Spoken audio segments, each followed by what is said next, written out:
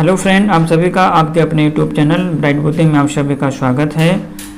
तो आज हम SCERT Bihar board class 10th के जियोग्राफी की बुक की हम इकाई 5 को कंप्लीट करेंगे, जिसमें से आज बिहार कृषि एवं वन संसाधन है, जो एग्जाम की दृष्टि से महत्वपूर्ण है। वीडियो अच्छा लगे तो लाइक कमेंट शेयर जरूर कीजिए अपने हित में दोस्तों के साथ, और जो पहली बार देख रहे हो चैनल को जरूर सब्सक्राइब करके बेल घंटी दबाएं। तो आज हमारा पहला टॉपिक होगा कृषि एवं संसाधन। कृषि एवं संसाधन, इससे पहले हमने इकाई 4 तक कंप्लीट कर चुका हूं। अगर आप नहीं देखे हैं तो प्लेलिस्ट में जा करके शेष अध्याय देख सकते हैं। वीडियो अच्छा लगे तो लाइक कमेंट शेयर जरूर कीजिए अपने हित में दोस्तों के साथ, और जो पहली बार देख रहे हैं चैनल को सब्सक्राइब करके बेल घंटी जरूर बजाएं। चलिए, आज हमारा टॉपिक है कृषि एवं वन संसाधन।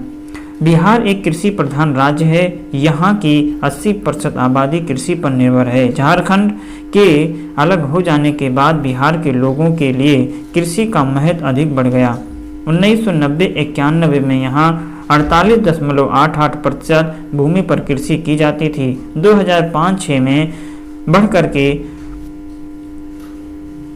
59.63% हो गया। यहाँ पर चार फसलें जैसे भदई, अगहनी, रबी एवं गर्मा लगाई जाती है। यहाँ पर 4 फसलें लगाई जाती हैं। कौन कौन सी? तो भदई, अगहनी, रबी और गर्मा लगाई जाती है। तो भदई मतलब एटमन। इसकी शुरुआत मई जून से होती है, अर्थात भदई फसल की जो शुरुआत होती है ये मई जून से होती है और अगस्त सितंबर में कटाई कर ली जाती है। भदई धान, ज्वार, बाजरा, मकई के अतिरिक्त जूट और सब्जी की खेती इस समय में की जाती है। बिहार में गहन खेती की जाती है। बिहार में कौन सी खेती की जाती है? तो बिहार में गहन खेती की जाती है। अगहनी फसल को खरीफ फसल भी कहा जाता है। तो ये जो भदई है खरीफ की फसल कहते हैं अगहनी को। विंटर है ना, अगहनी अथवा विंटर, ये बिहार की सबसे महत्वपूर्ण फसल है। आधी से अधिक कृषि भूमि पर अगहनी फसल लगाई जाती है। ये फसल मध्य जून से अगस्त तक लगाई जाती है और यह नवंबर दिसंबर में काट लिया जाता। धान, ज्वार, बाजरा, अरहर, गन्ना इस फसल की प्रमुख पैदावार है। इनमें अरहर और गन्ना साल भर में तैयार किया जाता है। तो जो अगहनी है ये बिहार की सबसे महत्वपूर्ण फसल है। आधी से अधिक कृषि जो होती है इसी भूमि पर की जाती है। आधी से अधिक कृषि जो होती है कृषिगत भूमि पर अगहनी फसल लगाई जाती। ये फसल मध्य जून से अगस्त तक लगाई जाती है और नवंबर दिसंबर में काट लिया जाता। इसकी प्रमुख फसलों में धान, ज्वार, बाजरा, अरहर, गन्ना इस फसल की प्रमुख फसलें हैं। अर्थात यहाँ पे ध्यान रखना है कि अगहनी फसल जो होता है इसे खरीफ की फसल कहा जाता, और भदई जो है इसकी शुरुआत मई जून से होती है। अगस्त सितंबर में इसकी कटाई कर लिया जाता। इसकी भदई के प्रमुख फसल में भदई धान, ज्वार, बाजरा, मकई के अतिरिक्त जूट और सब्जी की खेती किया जाता है। रबी, इस फसल को अक्टूबर नवंबर के मध्य में लगाया जाता है और अप्रैल में काट लिया जाता। गेहूं, जो दलहन, तिलहन इस फसल की खास उपज होती है। तो रबी की प्रमुख फसलें होती हैं गेहूं, जौ, दलहन, तिलहन इस फसल की खास उपज है। गर्मा क्या है? इस फसल को गर्मी के मौसम में उन क्षेत्रों में लगाया जाता है जहां सिंचाई की समुचित व्यवस्था है, या फिर निम्न भूमि में जहां स्थानीय जल स्रोतों से मिट्टी गीली रहती है। इस फसल में गर्मा, धान और ग्रीष्मकालीन सब्जियां उगाई जाती हैं। बिहार की प्रमुख फसलों में धान, गेहूं, मकई, जौ, गन्ना, तंबाकू, महुआ, ज्वार, दलहन और तिलहन है। इसके अतिरिक्त सब्जियों, फल फूल की भी खेती बड़े पैमाने पर की जाती है। बिहार के कृषि प्रदेशों को दिखाया गया है चित्र या मानचित्र 5.1 में। कृषि प्रदेश फसलों के समूह को दर्शाता है और इस मानचित्र स्पष्ट है कि बिहार मूलतः खाद्य फसलों का उत्पादक राज्य है। खाद्यान्न फसलें, फूड क्रॉप्स। धान बिहार की खाद्यान्न फसलों में महत्वपूर्ण स्थान रखता है। भदही, अगहनी और गर्मा अर्थात तीनों फसलें लगाई जाती हैं और इसकी खेती राज्य के सभी भागों में होता है। 2006-07 में यहाँ 33.54 लाख हेक्टेयर भूमि पर लगभग 50 लाख टन धान का उत्पादन दर्ज किया गया। उत्तर तथा पूर्वी भागों में भदही धान की खेती की जाती है। जबकि अगहनी धान की खेती पूरे राज्य में किया जाता है। धान का सबसे अधिक उत्पादन पश्चिमी चंपारण, रोहतास तथा औरंगाबाद में होता है। धान का सबसे अधिक उत्पादन कहाँ पे? पश्चिमी चंपारण, रोहतास, औरंगाबाद में होता है और इन तीन जिलों में बिहार का 18% से अधिक धान का उत्पादन होता है। पहले स्थान पर पश्चिमी चंपारण है, जबकि रोहतास और औरंगाबाद का क्रमशः द्वितीय और तृतीय स्थान पर धान के उत्पादन में है। धान के उत्पादन में पश्चिमी बंगाल नंबर 1 पर, उसके बाद आता है रोहतास और औरंगाबाद। अगर क्षेत्रफल की दृष्टि से देखा जाए तो रोहतास 5.76% अव्वल है।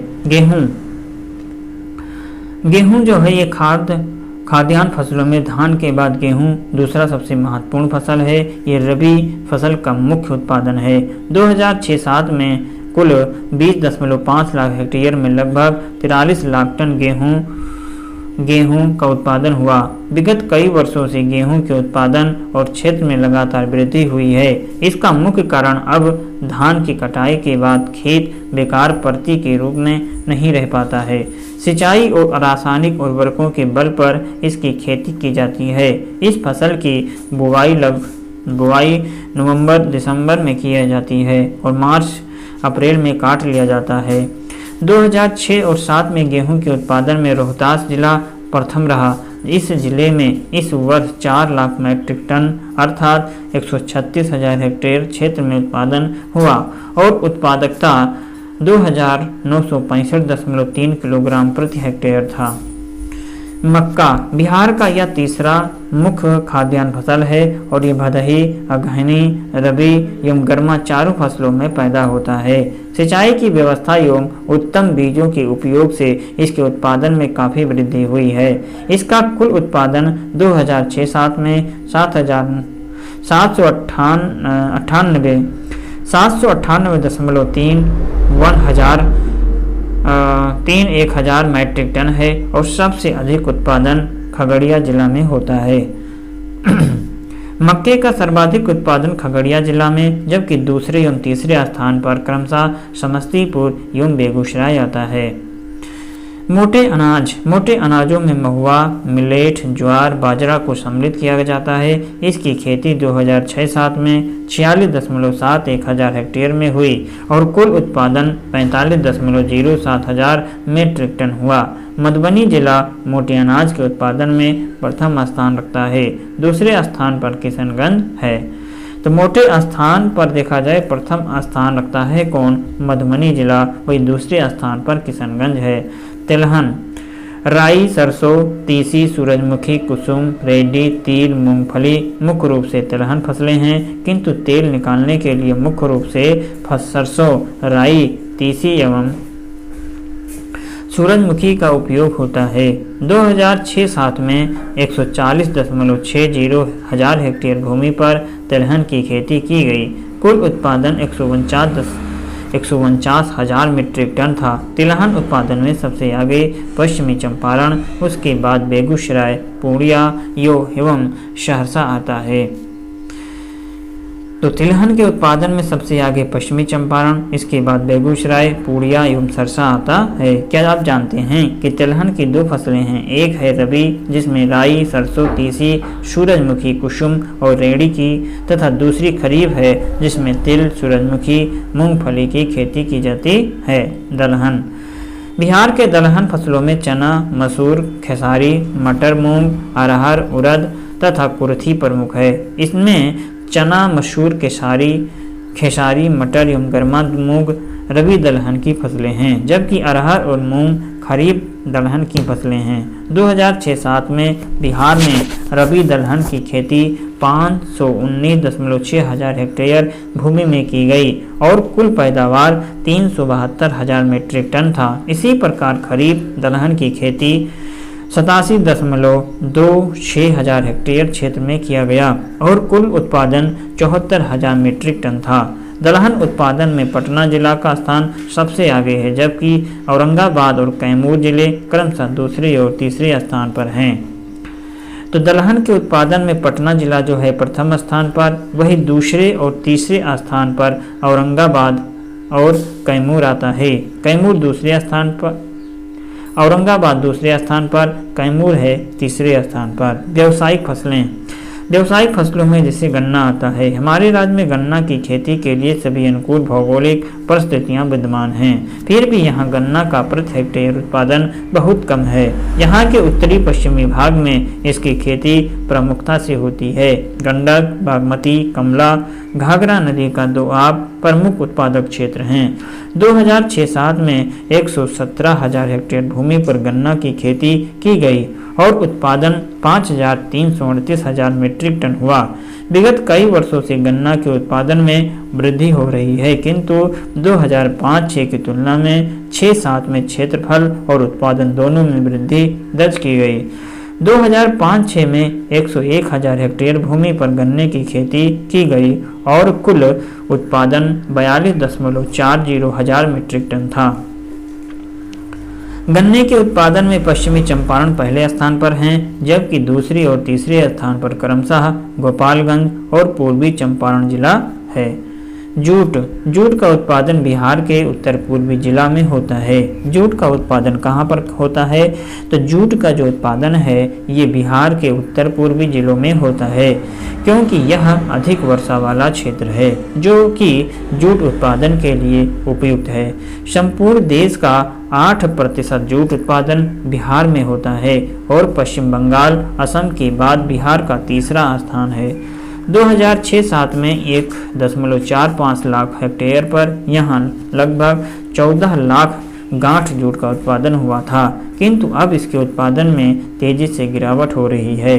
पूर्णिया, कटिहार, मधेपुरा, किशनगंज, सहरसा, मधुबनी, दरभंगा, समस्तीपुर जिलों में जूट का उत्पादन मुख्य रूप से होता है। तंबाकू, तंबाकू उत्पादन में बिहार का भारत में छठा स्थान है। इसकी खेती के लिए गंगा का दियारा क्षेत्र सबसे उपयुक्त है। समस्तीपुर और वैशाली जिले के लिए प्रसिद्ध है। इसके अतिरिक्त दरभंगा, पटना, भागलपुर, मुंगेर, मुजफ्फरपुर जिलों में भी इसकी खेती होती है।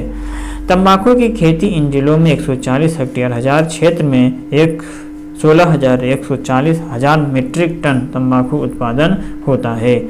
सब्जियां, फल एवं मसाले, बिहार में सब्जियों के अंतर्गत आलू, प्याज, भिंडी, परोर, लौकी, पालक, लाल साग, लूबिया, फूल गोभी, पटल, पत्ता गोभी आदि की खेती की जाती है। इनमें आलू सबसे प्रमुख सब्जी है। प्रमुख सब्जी ही नहीं बल्कि एक महत्वपूर्ण खाद्य पदार्थ भी है। इसकी खेती बिहार के लगभग सभी जिलों में होती है। कुछ जिलों में इसकी खेती कुछ जिलों में इसकी खेती दो फसलों में होती है। बिहार में आलू का जो उत्पादन है 5,66,000 मीट्रिक टन है और 1,68,000 हेक्टेयर भूमि पर इसकी खेती की जाती है। पटना एवं नालंदा आलू पैदावार में अग्रणी हैं। प्याज की खेती भी मुख्य रूप से पटना एवं नालंदा जिले में की जाती है। नवादा, गया और जहानाबाद में भी प्याज की खेती बड़े स्तर पर की जाती है। यहाँ प्याज का कुल उत्पादन 3,55,000 मीट्रिक टन। अन्य सब्जियों की खेती बड़े पैमाने पर गंगा, गंडक एवं बागमती के दियारा क्षेत्र में होती है। पटना और इसके आसपास में बड़े भूभाग पर अनेक प्रकार की सब्जियां पैदा की जाती हैं। मिर्च की खेती दियारा क्षेत्र में गंगा के दोनों किनारों पर बृहद पैमाने पर की जाती है। बिहार में अन्य फसलें जैसे कि हल्दी, अदरक, धनिया, सौंफ, लहसुन की भी खेती की जाती है। मौसमी फलों में आम, लीची, अमरूद, केला, पपीता, सिंघाड़ा, मखाने बिहार में उत्पादन किए जाते हैं। आम के लिए भागलपुर, मुजफ्फरपुर, पूर्णिया, दरभंगा जिले प्रसिद्ध हैं। लीची के लिए मुजफ्फरपुर और वैशाली की ख्याति प्राप्ति है। वैशाली, खगड़िया, बेगूसराय, समस्तीपुर में बड़े पैमाने पर केले के बागान विकसित हैं। मखाने के लिए मधुबनी एवं दरभंगा जिला प्रसिद्ध है। मखाना के लिए मधुबनी एवं दरभंगा जिला प्रसिद्ध है। गंगा का दियारा क्षेत्र में खीरा, ककड़ी, तरबूजा की खेती की जाती है। कृषि की समस्याएं। बिहार की 90% आबादी देहातों में रहती है और 80% जनसंख्या कृषि पर आश्रित है। इसके बावजूद यहाँ का तीव्र हेक्टेयर उत्पादन अन्य राज्यों की अपेक्षा कम है। यह राज्य कृषि संबंधी अनेक समस्याओं से जूझ रहा है। मिट्टी कटाव एवं गुणवत्ता का ह्रास। भारी वर्षा और बाढ़ के कारण मिट्टी का कटाव होता है। साथ ही वर्षा से लगातार रासायनिक खाद्यों का उपयोग से भी मिट्टी का ह्रास हो रहा है। घटिया बीजों का उपयोग। उच्च कोटि के बीज का उपयोग नहीं होने के कारण प्रति एकड़ उपज अन्य राज्यों की अपेक्षा कम है। खेतों का आकार। हमारे राज्य में खेतों का आकार छोटा है, जिसके कारण वैज्ञानिक पद्धति से खेती संभव नहीं हो पाती है। किसानों में रूढ़वादिता। यहाँ के किसान परिश्रम पर कम, भाग्य, रूढ़वादिता पर अधिक भरोसा करते हैं। क्या आप जानते हैं बिहार का भौगोलिक क्षेत्र 93.6 लाख हेक्टेयर है, जिसमें 64 लाख हेक्टेयर बाढ़ग्रस्त है। बिहार का कुल भौगोलिक क्षेत्र 59.36% ही केवल बुवाई क्षेत्र में आता है। 40% से अधिक कृषि अनुपयोगी रह जाता है। बिहार में 9.41 लाख हेक्टेयर भूमि पर जल जमाव ग्रस्त है और इसमें 8.35 लाख हेक्टेयर भूमि पर उत्तर बिहार में है और शेष 1.06 लाख हेक्टेयर मोकामा टाल में है। बिहार देश का तीसरा बड़ा सब्जी उत्पादक राज्य है और बिहार देश का सबसे बड़ा अमरूद एवं लीची उत्पादक राज्य है। सिंचाई की समस्या। यहाँ की कृषि मानसून पर निर्भर है। बाढ़, सुखाड़ यहाँ की नियति है, फिर भी सिंचाई की समुचित व्यवस्था नहीं है। यहाँ सकल की गई भूमि के मात्र 46% पर ही सिंचाई हो पाती, शेष भाग सिंचाई से वंचित रह जाता है। बाढ़। यहाँ की अधिकतर नदियाँ विनाशकारी बाढ़ के लिए प्रसिद्ध हैं। हिमालय से निकलने वाली नदियाँ अपने साथ भारी मात्रा में सिल्ट जमा करती हैं। तली सिल्ट के जमाव के कारण नदियाँ अपना मार्ग बदल देती हैं, जिसके कारण भयंकर बाढ़ आ जाती है और बड़े पैमाने पर जान माल की क्षति होती है। योजना आयोग के अनुसार बिहार में 64 लाख हेक्टेयर भूमि बाढ़ग्रस्त है। बाढ़ग्रस्त क्षेत्रों में नदियों के द्वारा मार्ग बदलने से नदी मार्ग से बाहर निकली हुई भूमि पर आधिपत्य होकर के बाहुबलियों और नक्सलियों का आतंक दियारा प्रदेश की एक बड़ी समस्या बन गई है। इसी वर्ष 2006 के अक्टूबर में खगड़िया जिला में इस प्रकार की भूमि विवाद के कारण भयंकर नरसंहार हुआ। इन सभी समस्याओं के अतिरिक्त पूंजी का अभाव, पशुओं का दयनीय दशा, जनसंख्या, आर्थिक एवं सामाजिक समस्याएं भी कृषि के विकास में बाधक हैं। कृषि कैलेंडर। मध्य जून में भारी वर्षा के बाद खेत में हल चलाया जाता है। जुलाई में खरीफ की बुवाई होती है। अगस्त में धान के पौधे को प्रत्यारोपित किया जाता है। सितंबर में खरीफ फसल तैयार हो जाता है और सितंबर में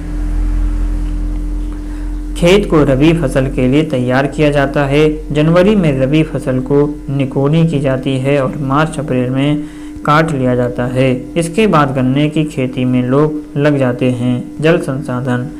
बिहार में जल का विशाल भंडार है, जो हमें दो प्रधान स्रोतों से प्राप्त होता है। पहला है धरातलीय जल, दूसरा है भूमिगत जल।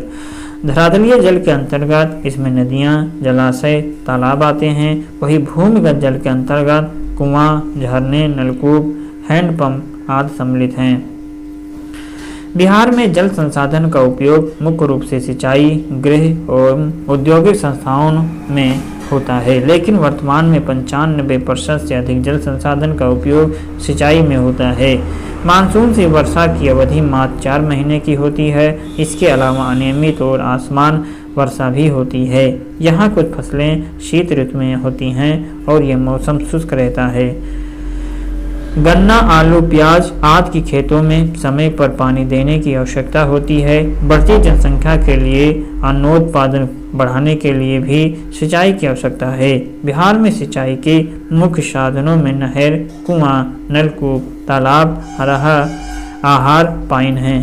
नहर बिहार में सिंचाई के लिए नहर प्रमुख साधन है। यहाँ की कुल सिंचित भूमि 40.63% भाग नहरों के द्वारा सिंचित होता है। मैदानी भागों में नहरों का विकास अधिक हुआ है क्योंकि यहाँ पर समतल भूमि, मुलायम मिट्टी, विस्तृत कृषि क्षेत्र, सततवाहिनी नदियों के द्वारा जल की आपूर्ति होती है। उत्तर बिहार की अधिकतर नदियाँ हिमालय से निकलने के कारण सततवाहिनी हैं। यहाँ की नहरों में वर्ष भर जल रहता है और इसके विपरीत दक्षिण गंगा के मैदान की नहरें छोटा नागपुर पठार से निकलने के कारण बरसाती हैं। इनमें वर्ष भर जल नहीं रहता। इस भाग में नदियों पर बांध बना करके जल इकट्ठा कर लिया जाता है और आवश्यकता अनुसार खेतों तक पानी पहुंचाया जाता है। बिहार में कुछ नहरों का विकास आज़ादी के पूर्व और कुछ आज़ादी के पश्चात हुआ। आज़ादी के पूर्व नहरें जैसे कि सोनपुर नहर, ये सोन सिंचाई परियोजना का एक भाग है। सोन नहर जो है ये है सोन सिंचाई परियोजना का एक भाग है। ये बिहार का पहला आधुनिक सिंचाई परियोजना है। इसे 1874 में डिहरी पर निर्मित किया गया। इसमें 2 नहरें निकाली गई, पूर्वी पश्चिमी सोन नहरें, और इन नहरों के द्वारा भोजपुर, रोहतास, औरंगाबाद, गया, जहानाबाद और पटना के सूखाग्रस्त क्षेत्र की 4 लाख हेक्टेयर भूमि की सिंचाई की जाती है। सारण नहर क्या है? ये गोपालगंज प्रखंड में 1880 में इस नहर का निर्माण किया गया था। सारण नहर गोपालगंज प्रखंड में 1880 में इसका निर्माण किया गया। ढाका नहर, ढाका अनुमंडल में ललबकिया नदी पर यह छोटा नहर है जिसकी कुल लंबाई 30 किलोमीटर है और इसके द्वारा 4500 हेक्टेयर भूमि सिंचित की जाती है। त्रिवेणी नहर, इसका निर्माण 1903 में पश्चिमी चंपारण में भारत नेपाल सीमा पर गंडक नदी त्रिवेणी नामक स्थान के निकट हुआ। इसकी कुल लंबाई 1.094 किलोमीटर है और पश्चिमी चंपारण जिले के लगभग 1.25 लाख हेक्टेयर भूमि की सिंचाई होती है। आज़ादी के बाद नहरें, आज़ादी के बाद नहरों में कोसी नहर, फिर इसके बाद गंडक नहर आते हैं। तो कोसी नहर जो है ये आज़ादी के बाद की नहरें हैं। कोसी नदी पर भारत नेपाल सीमा पर हनुमान नगर के पास बांध बना करके 2 नहरें निकाली गई। पूर्वी कोसी किनारे पर पूर्वी और कोसी नहर और पश्चिमी किनारे पर पश्चिमी कोसी नहर 2 भाग में बांधा गया। पूर्वी कोसी नहर की कुल लंबाई 44 किलोमीटर और इस मुख्य नहर की 4 शाखाएं हैं। पहला मुरलीगंज नहर, जानकी नहर, पूर्णिया नहर और अररिया नहर। इस प्रकार इस नहर की शाखाओं और उप शाखाओं सहित इसकी कुल लंबाई 3440 किलोमीटर है, 30-40 किलोमीटर है। इसके द्वारा पूर्णिया, सहरसा एवं माधेपुरा जिलों की लगभग 6 लाख हेक्टेयर भूमि की सिंचाई की जाती है। पश्चिमी कोसी पर नहर 115 किलोमीटर लंबी है। इसमें दरभंगा जिला की लगभग 3 लाख भूमि की सिंचाई की जाती है। गंडक नहर, गंडक नदी पर त्रिवेणी नामक स्थान से 85 किलोमीटर दक्षिण वाल्मीकि नगर के पास एक 743 किलोमीटर लंबा और 760 मीटर ऊंचा बांध बनाया गया था। इस बांध से पश्चिम की ओर तिरहुत नहर और पूरब की ओर सारण नहर निकाली गई हैं। तिरहुत नहर से सारण जिले के लगभग 4.8 लाख हेक्टेयर भूमि सिंचित की जाती है और सारण नहर से चंपारण, मुजफ्फरपुर, दरभंगा जिले के लगभग 6.9 हेक्टेयर भूमि सिंचित की जाती है। नलकूप, सिंचाई के लिए नहर के बाद दूसरा प्रमुख साधन नलकूप है। आज़ादी के पूर्व बिहार में नलकूपों की व्यवस्था नहीं के बराबर थी, किंतु आज़ादी के पश्चात नलकूपों की व्यवस्था बहुत तेजी से होने लगी और अब इसके द्वारा कुल सिंचित भूमि पर 38.77% भाग की सिंचाई की जाती है। नलकूपों के द्वारा सिंचाई समस्तीपुर, सीतामढ़ी जिलों में होती है। कुआं। बिहार राज्य में कुएं का उपयोग प्राचीन काल से होता रहा है, किंतु अब इसका प्रचलन बहुत ही कम हो गया। अब इसके स्थान पर पंप सेटों का प्रयोग होने लगा है। कुओं से सिंचाई का काम केवल 2% तक रह गया। फिर भी कुछ मैदानी भागों में सिंचाई के लिए कुएं का प्रतिशत अधिक है। इनमें दरभंगा, मधुबनी, पश्चिमी चंपारण जिले प्रमुख हैं। दक्षिण के मैदानी भागों में उत्तर के मैदानी भाग से कुएं से सिंचाई का काम अधिक होता है। इनमें नवादा, नालंदा, गया, जहानाबाद जिले प्रमुख हैं। इन जिलों में जल की सतह ऊपर होने के कारण कुओं का निर्माण आसानी से होता है। तालाबों के द्वारा तालाब के बारे में यहाँ पे जानते हैं कि तालाब की विशेषताएं क्या थी। तो तालाबों के द्वारा सिंचाई करना और अन्य कार्य में उपयोग करना हमारे यहाँ की पुरानी पद्धति है। जिस गांव अथवा नगर में नदी नहीं होती थी, वहाँ पूजा पाठ और अन्य धार्मिक संस्कार भी तालाबों के किनारे होता है। बिहार का पावन पर्व छठ का अर्घ्य अर्पण भी तालाब के किनारे किया जाता है। बिहार में 2 प्रकार के तालाबों की सुविधा बाढ़ग्रस्त क्षेत्रों में मिलती है, जबकि कृत्रिम तालाबों की सुविधा मैदानी भागों में अधिक है। इस भाग में मुलायम मिट्टी के कारण जमीन खोद कर तालाब बनाना आसान होता है। यहाँ तालाबों में मछली पालन और मखाने की खेती की जाती है। क्या आप जानते हैं कि छठ मुख्य रूप से बिहार एवं पूर्वी उत्तर प्रदेश का एक आंचलिक पर्व है। कैसा आंचलिक पर्व है? ये बहुत ही पावन पर्व है और अब ये भारत के बहुत सारे क्षेत्रों में मनाया जाता है। ये वर्ष में 2 बार संपन्न होता है, एक शरदीय और दूसरा चैती छठ कहलाता है, जो क्रमशः कार्तिक षष्ठी एवं चैत षष्ठी में आयोजित होता है। इस पर्व में पानी में डूब करके भगवान भास्कर को अर्घ्य अर्पित किया जाता है। भगवान भास्कर को ध्यान रखना है किसकी पूजा की जाती है? भगवान भास्कर की पूजा यहाँ पर किया जाता है। किस महीने में अर्थात कब किया जाता है? तो ये एक किया जाता है शरदीय और दूसरा चैती छठ कहलाता है, जो क्रमशः कार्तिक षष्ठी एवं चैत षष्ठी में आयोजित होता है। भारत में 9% कृषि योग्य भूमि की सिंचाई तालाबों के द्वारा किया जाता, किंतु बिहार में तालाबों के द्वारा सिंचाई कुल 2.1% ही रह गया है। तालाबों के द्वारा सिंचाई में मधुबनी जिले का स्थान प्रथम है। तो मधुबनी जिले का जो स्थान है ये तालाबों के द्वारा प्रथम स्थान पर है और बिहार में केवल 2.1% पर ही अब तालाबों के द्वारा सिंचाई होती है। और पूरे भारत में बात किया जाए, पूरे भारत में तालाबों के द्वारा मात्र 9% ही सिंचाई किया जाता है। कितना? 9। और तालाबों के द्वारा केवल बिहार में 2.10% पर और तालाबों में मधुबनी जो है ये प्रथम स्थान पर है, जहां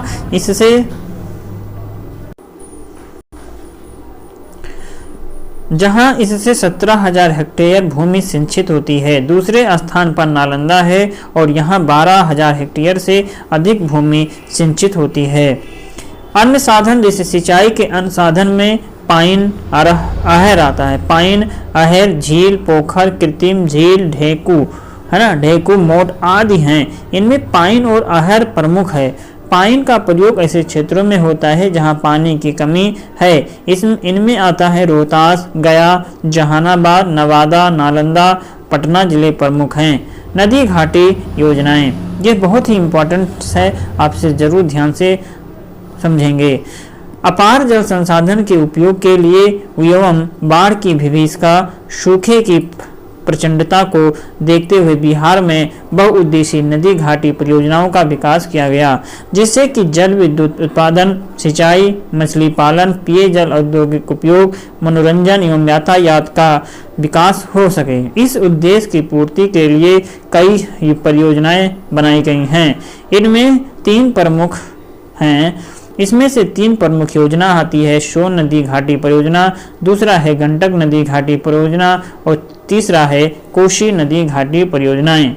अन्य परियोजनाएं हैं जैसे कि दुर्गावती जलाशय परियोजना, चंदन बहुआ परियोजना, बागमती परियोजना और बरनाल जलाशय परियोजना। लेकिन इसमें से 3 प्रमुख परियोजनाएं हैं। 3 प्रमुख परियोजनाएं कौन है? तो सोन नदी घाटी परियोजना, दूसरा गंडक नदी घाटी परियोजना और तीसरा है ये कोसी नदी घाटी परियोजना। और ये जो 4 हैं ये अन्य हैं, ये सभी बिहार में ही परियोजनाएं हैं, तो आप इसे ध्यान देना है। दुर्गावती, चंदन बहुआ परियोजना, बागमती और बरनाल ये सभी बिहार की परियोजनाएं हैं। आइए जानते हैं सोन नदी घाटी परियोजना। यह परियोजना बिहार की सबसे पुरानी और पहली नदी घाटी परियोजना है। ध्यान देंगे, यहाँ से एग्जाम में जरूर एक क्वेश्चन आया था, तो अच्छे से ध्यान देंगे। यह परियोजना बिहार की सबसे पुरानी और पहली नदी घाटी परियोजना है और इसका विकास अंग्रेज सरकार ने 1874 में सिंचाई के लिए किया था। कब? 1874 में। इससे डेहरी के पास पूरब एवं पश्चिम की ओर नहरें निकाली गई हैं। इसकी कुल लंबाई 130 किलोमीटर थी। इस नहर से पटना एवं गया जिले की कई नहरों की शाखाएं और उप शाखाएं विकसित की गईं, जिससे औरंगाबाद, भोजपुर, बक्सर, रोहतास जिले की भूमि सिंचाई की जाती है और अब कुल 4.5 लाख हेक्टेयर भूमि की सिंचाई भी की जाती है। इस परियोजना से सूखा प्रभावित क्षेत्र को सिंचाई की सुविधा प्राप्त होने से बिहार का दक्षिण पश्चिमी क्षेत्र का प्रति हेक्टेयर उत्पादन काफी बढ़ गया। चावल की अधिक खेती होने लगी है और इस कारण से इस क्षेत्र को बिहार का चावल का कटोरा कहा जाता है। इस बहुउद्देशीय परियोजना के अंतर्गत जल विद्युत उत्पादन के लिए शक्ति गृहों की स्थापना की गई। पश्चिमी नहर पर डेहरी के पास 6.6 मेगावाट उत्पादन क्षमता का शक्ति गृह स्थापित है। इसी प्रकार पूर्वी नहर शाखा पर बारू नामक स्थान पर 3.3 मेगावाट क्षमता का शक्ति गृह निर्माण किया गया है। इस परियोजना के नवीकरणीय पर विचार किया जा रहा है। सोन नदी पर इंद्रपुरी के पास एक बांध के निर्माण का प्रस्ताव भी है और 450 मेगावाट पन बिजली उत्पादन का लक्ष्य है। गंडक नदी घाटी परियोजना उत्तर प्रदेश और बिहार की यह एक संयुक्त परियोजना है। एग्जाम में आ सकता है कि उत्तर प्रदेश और बिहार की संयुक्त परियोजना कौन सा है? तो गंडक नदी घाटी परियोजना है, जो भारत और नेपाल के सहयोग से वाल्मीकि नगर के पास शुरू किया गया है। इस परियोजना के द्वारा बिजली, सिंचाई तथा जल की आपूर्ति नेपाल को भी की जाती है। इस परियोजना के निर्माण के लिए भैंसा लोटन नामक स्थान पर नदी के आर पार 743 मीटर लंबा अवरोधक बांध बना करके वाल्मीकि जलाशय का निर्माण किया गया। इस जलाशय में 2 प्रमुख नहरें निकाली गई, पश्चिमी प्रमुख नहर और पूर्वी प्रमुख नहर। इस नहर प्रणाली के द्वारा बिहार के 3 पश्चिमी जिलों गोपालगंज, सारण और सिवान में लगभग 4 लाख हेक्टेयर भूमि में सिंचाई की जाती है। वाल्मीकि के पूर्वी भाग में पूर्वी मुख्य नहर निकाली गई, इससे तिरोहित नहर भी कहा जाता है। ये गंडक नदी के समानांतर है और इसकी कई उपशाखाएं हैं। इन नहरों के द्वारा पश्चिमी चंपारण, पूर्वी चंपारण, मुजफ्फरपुर, वैशाली तथा समस्तीपुर जिले के लगभग 5 से 4 लाख हेक्टेयर भूमि की सिंचाई की जाती है। इस परियोजना के द्वारा वाल्मीकि नगर से थोड़ा पूरब हट करके ऊपर से गिरते हुए जल विद्युत केंद्र स्थापित किया गया है। इससे नेपाल को विद्युत आपूर्ति की जाती है। कोसी नदी घाटी परियोजना। इस परियोजना की कल्पना 1896 में किया गया था, किंतु वास्तविक रूप से 1955 में स्वीकार या 1955 में कार्य प्रारंभ हुआ। यह परियोजना नेपाल सरकार, भारत सरकार तथा बिहार राज्य की सामूहिक प्रयास का फल है। इसका मुख्य उद्देश्य नदी के बदलते मार्ग को रोकना है, उपजाऊ भूमि की बर्बादी पर नियंत्रण, भयानक बाढ़ से क्षति पर रोक, जल से सिंचाई का विकास, जल विद्युत उत्पादन, मत्स्य पालन, नौकारोहण, पर्यावरण पर नियंत्रण आदि है। इस परियोजना को कई चरणों में पूरा किया गया है। पहले चरण में मार्ग परिवर्तन पर नियंत्रण, बिहार नेपाल सीमा पर स्थित हनुमान नगर स्थान पर बैराज का निर्माण, बाढ़ नियंत्रण के लिए दोनों ओर तटबंध का निर्माण, पूर्वी एवं पश्चिमी कोसी नहर एवं उसकी शाखाओं का निर्माण सम्मिलित किया गया है। इसी क्रम में नदी के दोनों ओर 240 किलोमीटर लंबे बाढ़ नियंत्रण बांध का निर्माण हुआ है। पूर्वी नहर तथा इसकी 4 प्रमुख सहायक नहरों के द्वारा लगभग 14 लाख एकड़ भूमि में सिंचाई की योजना बनाई गई थी। इससे पूर्णिया, सहरसा, मधेपुरा, अररिया जिलों में सिंचाई होती है। पूर्वी नहर को और भी विस्तृत किया गया है। इसकी एक शाखा ताजपुर नहर निकाली गई। पश्चिमी नहर से कई उपनहरें निकली हैं और पश्चिम नहर का लगभग 35 किलोमीटर का क्षेत्र नेपाल में पड़ता है और शेष भाग मधुबनी एवं दरभंगा जिलों में पड़ता है। कोसी बैराज जो है ये 12,161.30 मीटर लंबा, जो कि 1963 में बन करके तैयार हुआ था। दूसरे चरण में इस परियोजना के द्वारा जब विद्युत संबंधी कार्य संपन्न हुए और पूर्वी कोसी नहर पर शक्ति ग्रह 20,000 किलोवाट क्षमता वाला एक जल विद्युत शक्ति ग्रह निर्माणाधीन है। दुर्गावती जलाशय परियोजना। इस परियोजना का मुख्य उद्देश्य कैमूर और एवं रोहतास के जिलों के सूखाग्रस्त क्षेत्रों को सिंचित करना एवं बाढ़ नियंत्रण है। दुर्गावती नदी में कुद्र के पास 1962 में 17,325 हेक्टेयर भूमि की सिंचाई के लक्ष्य से बांध का निर्माण किया गया, किंतु पर्याप्त सफलता नहीं मिलने के कारण चिनारी के प्रखंड में करमचाड़ के पास इसी नदी पर 45.72 मीटर ऊंचा बांध बनाने की योजना है, जिससे कि 36,000 हेक्टेयर भूमि की सिंचाई की जा सकेगी। ऊपरी क्यूल जलाशय परियोजना। यह एक बहुउद्देशीय परियोजना है। इसका निर्माण क्यूल नदी के ऊपरी भाग में हुआ। इससे मुंगेर तथा लखीसराय जिलों के 14,000 हेक्टेयर भूमि में सिंचाई करने की योजना है। इसका मुख्य उद्देश्य सिंचाई, बाढ़ नियंत्रण, पर्यावरण संवर्धन है। बागमती परियोजना। यह परियोजना बागमती नदी पर सीतामढ़ी जिला में स्थित है। सीतामढ़ी नदी पर स्थित है। निचले भाग में रामनगर के समीप एक बांध बनाया गया। ये भी एक बहुउद्देशीय परियोजना है। इसका उद्देश्य सिंचाई, बाढ़ नियंत्रण, नदी कटाव को रोकना, जल निकास, पर्यावरण संवर्धन। इसके द्वारा पूर्वी चंपारण, सीतामढ़ी, शिवहर, मुजफ्फरपुर जिले की 1,19,800 हेक्टेयर भूमि पर सिंचाई की जा सकती है। बरनाल जलाशय परियोजना। इस परियोजना के द्वारा बरनाल नदी पर पक्का बांध बना करके जमुई जिला के सूखा प्रभावित क्षेत्रों में 22,400 हेक्टेयर भूमि पर सिंचाई का काम हो सकेगा। वन संसाधन। बिहार विभाजन के बाद अधिकतर वनांचित क्षेत्र झारखंड में चला गया।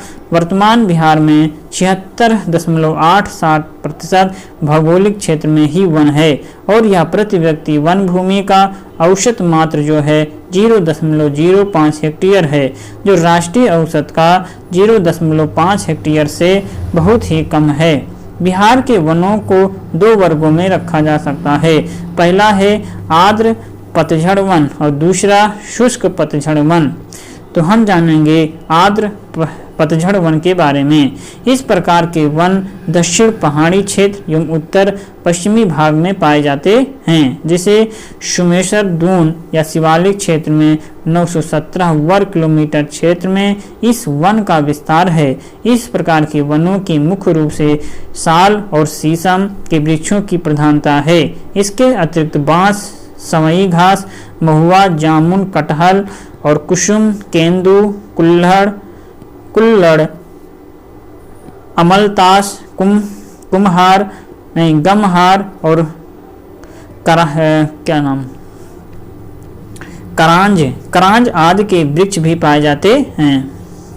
तो ये यहाँ पर बहुत इम्पोर्टेंस ये है कि आर्द्र पतझड़ में किस प्रकार के वन पाए जाते हैं, और ये जो है कहाँ पर, ये जो वन है ये दक्षिणी पहाड़ी क्षेत्र और उत्तर पश्चिमी भाग में पाया जाता है। जैसे कि शिवालिक क्षेत्र में 970 वर्ग किलोमीटर में इसका विस्तार है, और इस प्रकार के वनों में जैसे कि साल और शीशम के वृक्ष की प्रधानता देखने को मिलता है। कौन से आता है कि शीशम और साल के वृक्ष प्रधानता किस प्रकार के वनों में पाया जाएगा, तो ये आर्द्र पतझड़ वन में पाए जाएंगे। और इसके अतिरिक्त यहाँ पर जैसे बांस हुआ, सवई घास, महुआ, जामुन, कटहल, कुसुम, केंदू, कुल्हड़, अमलतास, गमहार और करांज आदि जैसे वृक्ष यहाँ पर देखने को मिलते हैं। एग्जाम की दृष्टि से एग्जाम में पूछ ही लिया जाता है कि ऐसे प्रकार के वन जैसे बांस किस प्रकार के कहाँ पे पाए जाएंगे, आपको बताना रहेगा कि ये आर्द्र पतझड़ वन में पाया जाता है। बिहार में कुल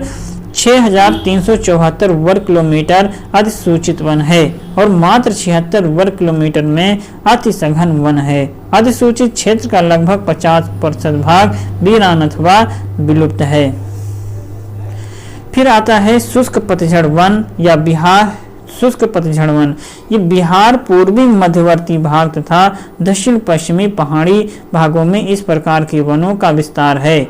कैमूर और रोहतास जिले में इसका अधिक विस्तार है। यहाँ के प्रमुख वृक्ष खैर, बहेड़ा, पलास, महुआ, अमलतास, शीशम, नीम, हर्रे आदि हैं। बिहार में वनों का वितरण बहुत ही असमान है।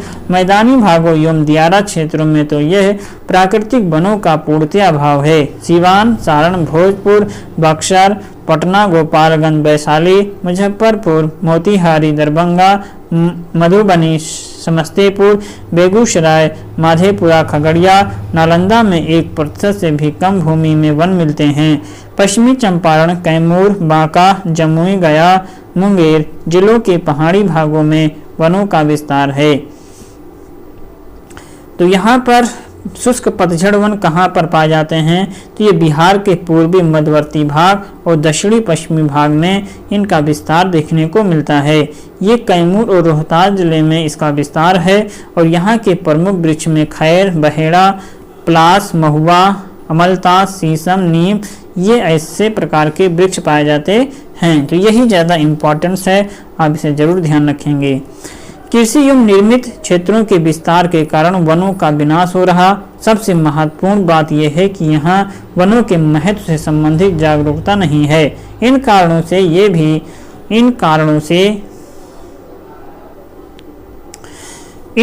से भी बिहार में वनों का तेजी से ह्रास हो रहा। वनों के अभाव के कारण यहाँ वन्य जीवों की कमी है। यहाँ के मुख्य वन जीवों में बाघ, चीता, हिरन और चीतल, भालू, बनेल, सुअर, जंगली सांड, सांभर आदि हैं। पक्षी में मोर, जल जीव में घड़ियाल, सोंस, मगर प्रमुख ये जल जीव यहाँ की नदियाँ में पाए जाते हैं। वनों की अंधाधुंध कटाई और अन्य पशुओं के शिकार के कारण भी वन जीवों की संख्या तेजी से घटती जा रही है। वनों एवं वन्य जीवों का संरक्षण।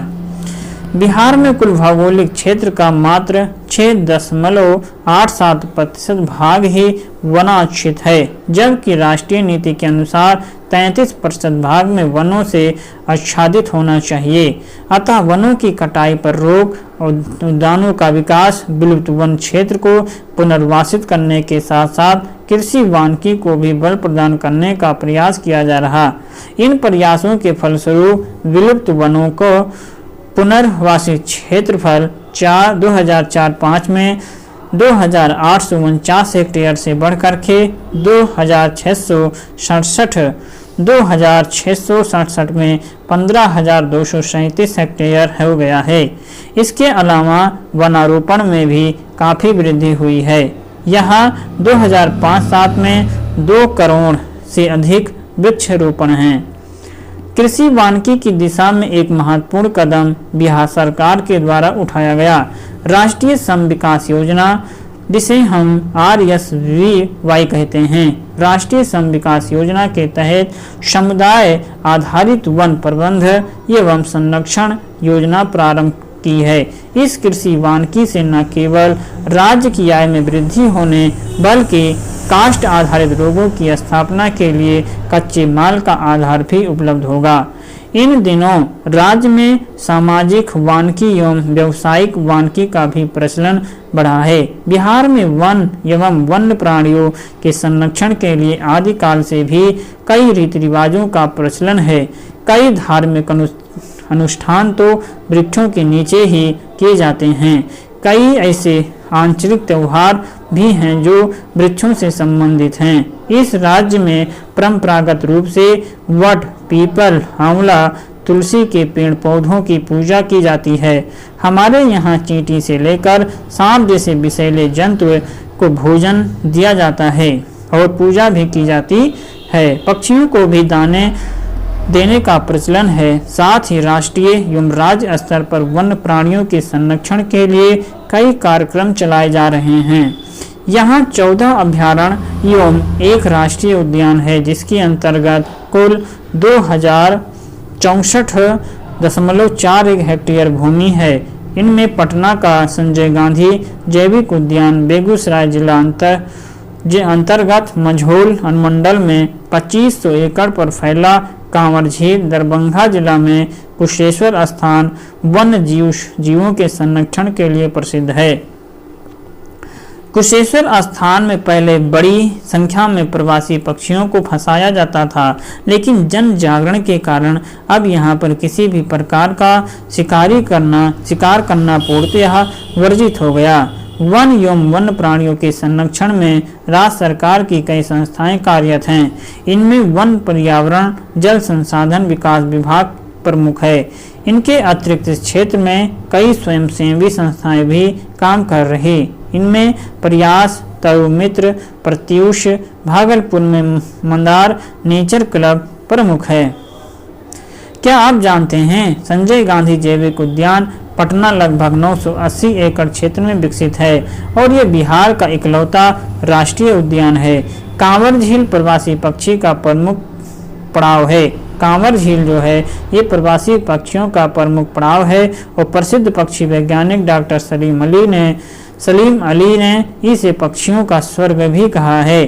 कांवर झील में 300 प्रजातियों के पक्षियों का अध्ययन एक साथ संभव है। इसी के साथ यह अध्याय समाप्त होता है। बिहार में कितने प्रतिशत क्षेत्र में खेती की जाती है? राज्य की कितनी प्रतिशत संख्या कृषि कार्य में लगी हुई है? इनमें से कौन गन्ना उत्पादक राज्य जिला नहीं है?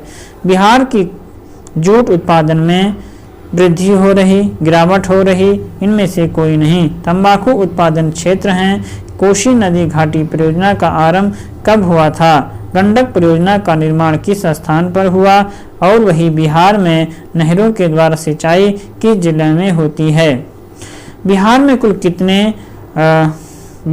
कुल कितने अनुसूचित क्षेत्र में वन का विस्तार देखने को मिलता है? और कुशेश्वर स्थान किस जिला में है? और कांवर झील स्थित है? संजय गांधी जैविक उद्यान किस नगर में स्थित है? तो अब इन सभी प्रश्नों का उत्तर हम एक एक करके देते हैं। तो संजय गांधी जैविक उद्यान किस नगर में है? अभी जस्ट आप सभी यहाँ ऊपर पढ़े हैं कि यह पटना में है। कहाँ पर? ये पटना जिला में है। कहाँ पर? संजय गांधी जैविक उद्यान ये पटना में 980 एकड़ क्षेत्र में विकसित है। तो ये इसका उत्तर होगा फर्स्ट ऑप्शन। कहाँ पर है? पटना में। दूसरा है कांवर झील जो है ये कहाँ पर है? कांवर झील किस जिले में स्थित है? तो ये भी अभी आप ऊपर पहले तो देखते हैं। कुशेश्वर स्थान में पहले बड़ी संख्या में प्रवासी पक्षी फंसाया जाता था, तो ये दरभंगा जिला में कुशेश्वर स्थान है। तो ये भी अभी क्वेश्चन था ऊपर। कहाँ पर है? दरभंगा में। तो ये भी अभी देखो दरभंगा में, ये वाला ऑप्शन 10वें का क्वेश्चन क्या होगा, कुशेश्वर स्थान किस जिले में है, तो दरभंगा में। अभी कांवर झील स्थित भी होगा, यहीं ऊपर है कांवर झील भी।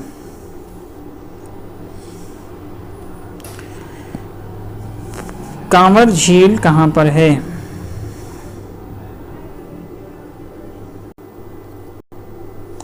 तो बेगूसराय जिला अंतर्गत मंझोल अनुमंडल में है ना। कहाँ पे, बेगूसराय में एकड़ पर फैला है कांवर झील, तो बेगूसराय जिला में फैला है। तो इसका उत्तर क्या होगा, कांवर झील कहाँ पर, बेगूसराय जिला में है। देखिए 3 का उत्तर मिल गया। और बिहार में कुल कितने अधिसूचित वन क्षेत्र का विस्तार है, ये भी अभी ऊपर इस बॉक्स में लिखा हुआ था। किस बॉक्स में, ऊपर अभी हमने पढ़ा था, किस बॉक्स में, ये यहाँ पे अभी पढ़े थे है ना। तो यहाँ पर भी आप देख सकते हैं इसका उत्तर कि यहाँ पे दिया हुआ है। तो कितना इंपॉर्टेंस है, बिहार में कुल कितने वर्ग किलोमीटर अधिसूचित वन क्षेत्र हैं, तो 6374 वर्ग किलोमीटर, 6374। तो हमारा ऑप्शन 6374 किलोमीटर सही होगा। बिहार में नहरों के द्वारा सर्वाधिक सिंचाई किस जिले में होती है, तो बिहार में नहरों के द्वारा सिंचाई किस जगह होता है। तो आइए ये भी देखते हैं कि बिहार में नहरों के द्वारा सिंचाई सबसे ज़्यादा कहाँ पर होती है। ये सब परियोजनाएं थीं, इसके ऊपर नहर था, नहर के बारे में जानते हैं। तालाब, कुआं, नलकूप और ये नहर, कोसी नहर, त्रिवेणी नहर, सोनदी नदी नहर।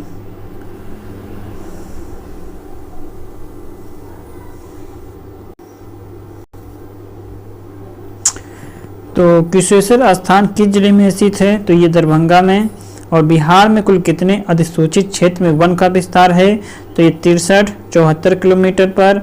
बिहार में नहरों के द्वारा सर्वाधिक सिंचाई किस जिला में होता है, तो रोहतास में होता है।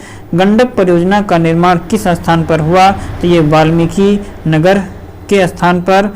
वही कोसी नदी घाटी परियोजना का आरंभ कब हुआ था, तो अभी हमने उसमें 1955 लिखा हुआ है, 1955 लिखा हुआ है किताब में, लेकिन यहाँ ऑप्शन में 1954 ही है, तो करीब तो 1954 ही मानते हैं। फिर तंबाकू का उत्पादन किस क्षेत्र में होता है, तो ये गंगा का दायरा के किनारे। फिर है बिहार के जूट उत्पादन में क्या हो रहा है, तो ये गिरावट हो रहा है। इनमें से कौन गन्ना उत्पादक जिला नहीं है, तो रोहतास जो है ये गन्ना उत्पादक जिला नहीं है। राज्य की कितनी प्रतिशत जनसंख्या कृषि कार्य में लगी हुई है, तो 80% जनसंख्या कृषि कार्य में लगी हुई है। बिहार में कितने प्रतिशत क्षेत्र में खेती की जाती है, तो 80% क्षेत्र पर खेती की जाती है। इसी के साथ यह अध्याय समाप्त होता है। हम मिलेंगे नए अध्याय में, तब तक आप पढ़ते रहें और नोट्स का और बुक का वीडियो जो भी है इसको बार बार रिवीजन भी करते रहें। वीडियो अच्छा लगे तो लाइक कमेंट शेयर जरूर कीजिए अपने हित में दोस्तों के साथ। तो हम मिलेंगे नए अध्याय में, तब तक आप पढ़ते रहें, मस्त रहें। नमस्कार।